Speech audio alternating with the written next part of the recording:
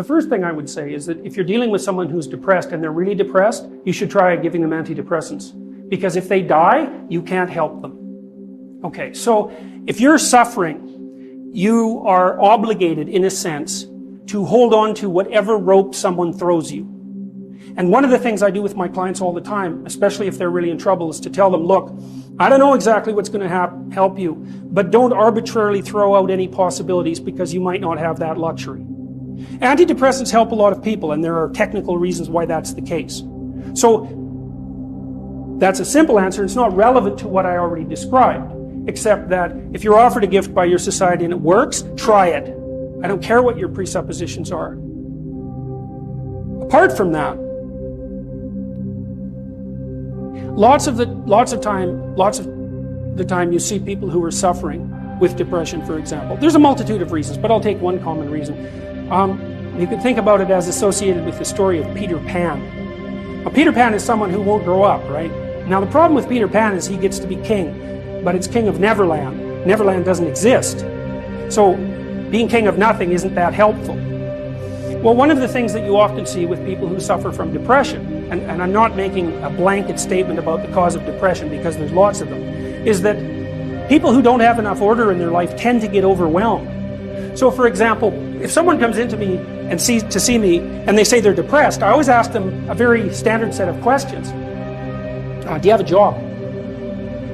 If you don't have a job, you're really in trouble in our society. First of all, your biological rhythms tend to go off the rails right away because there's no reason to go to bed at any particular time and there's no reason to get up. And for many people, if they don't get up at the same time, they foul up the functioning of their circadian rhythms, and that's enough to make them depressed right off the bat, especially if they start napping during the afternoon.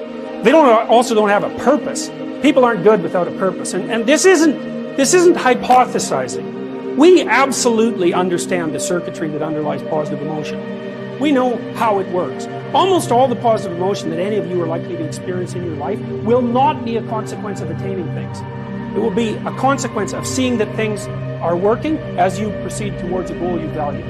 That's completely different. And you need to know this because people are often stunned, for example. They finish their PhD thesis and their presupposition is that they're going to be elated for a month. And often instead they're actually depressed. And they think, hell, I've been working on this for 7 years and I handed it in and what do I do now? And that's what depresses them, right? It's the what do I do now? Well, they're fine if they enjoyed it pursuing the thing. As long as it was working out, they get a lot of enthusiasm and excitement out of that because that's how our nervous systems work. Most of your positive emotion is goal pursuit emotion. If you take drugs like cocaine or amphetamine, the reason they're enjoyable is because they turn on the systems that help you pursue goals. That's what people like. So if you don't have a job, you got no structure. That's not good. Plus, you tend not to have a point.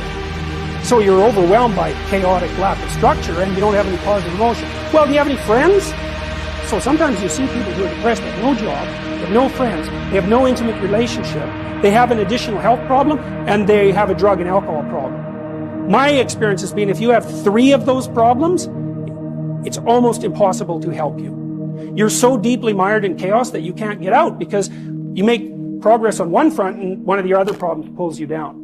So one of the things I tell people who are depressed is like, don't sacrifice your stability. Get a job, even if it's not the job you exactly want. Get a damn job. You need a job. Find some friends. Get out in the dating circuit. See if you can establish an intimate relationship. Put together some of the foundational items that are like pillars that your life rests on. Well, that's the practical thing to do. So that's one example with regards to depression.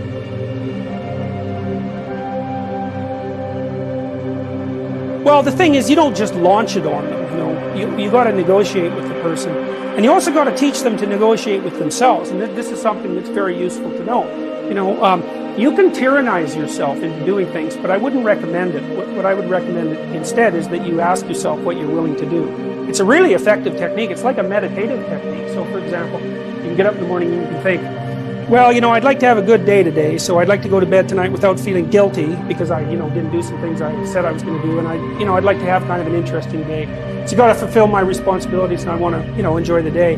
Then you can ask yourself, well, okay, what would I have to do in order for that to happen that I would do? And the probability, if you practice this for 3 or 4 days, is your brain will just tell you, it'll say, well, there's that piece of homework that you haven't done for like 3 weeks, you should knock that sucker off.